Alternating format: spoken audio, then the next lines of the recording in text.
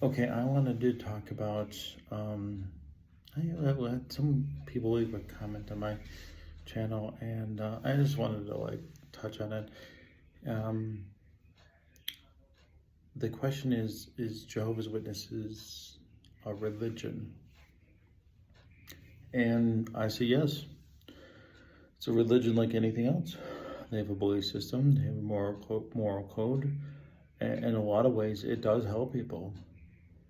Um, there are some things that they do to take advantage of people? Absolutely.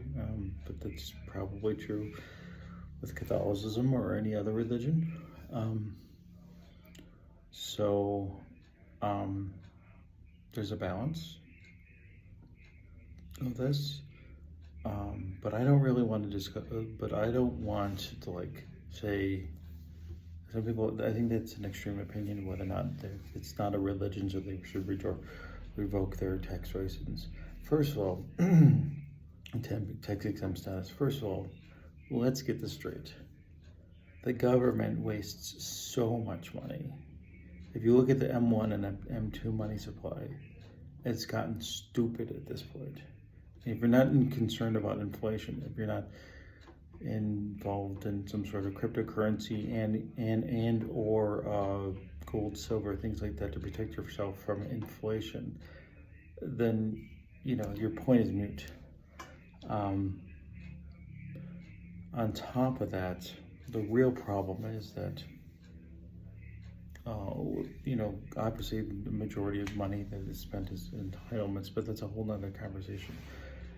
There's a lot of people that really get a lot of solace, little satisfaction from Jehovah's Witnesses. That's their purpose of life. They really believe it. I have no doubts that it is a religion. The problem that I have is that it doesn't point to Jesus. It's a religion that's based on the Bible, that's kind of taking things out of context. And they use these things called reasoning. They have a book called Reasoning with the Scriptures. They don't really accept what the Bible says. They just reason on the Scriptures. So it's a little different. It's kind of the difference between effigesis and ephegesis. I'm sure I'm messing that up. One is like letting the Bible talk to you, and one is throwing your own interpretation of, like, having a pre-understanding of the ideas and then saying it. So you really want the Bible to talk to you. So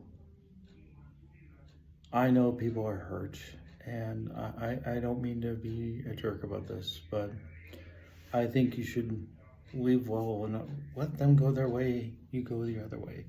The reality is, once you learn grace is just such an overwhelming forgiveness, and it's a great feeling.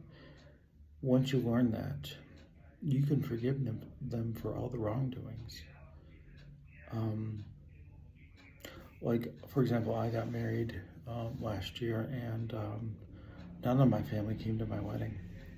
They weren't even interested.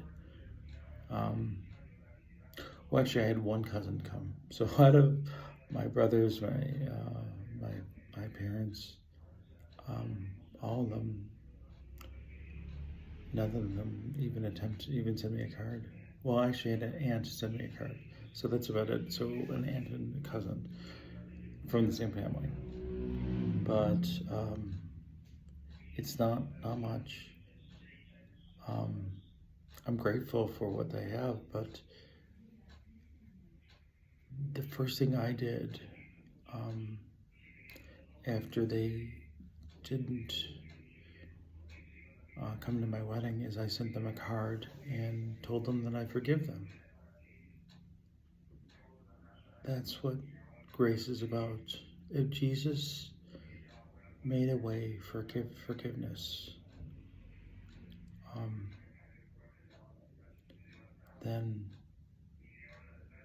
everything else doesn't matter. Grace is the whole point of Jesus. So I just want to touch on that.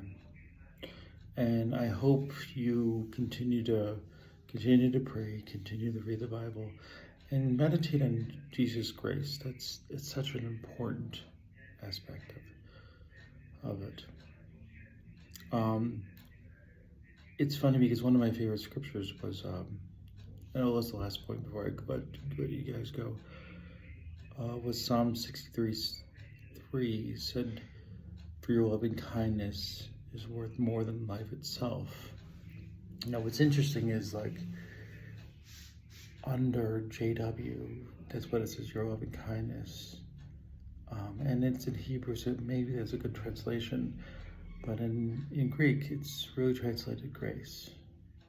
So really, your grace is worth more than life itself. Think about that. Your forgiveness is worth more than life itself. I don't know. Maybe that's like too deep of a conversation, but I hope this really helps. So again, continue to pray, continue to read the Bible daily, and you'll find Jesus. And let me know, comment, like, subscribe.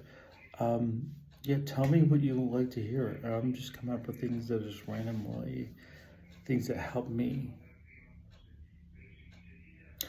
All right, I'll see you in the next one.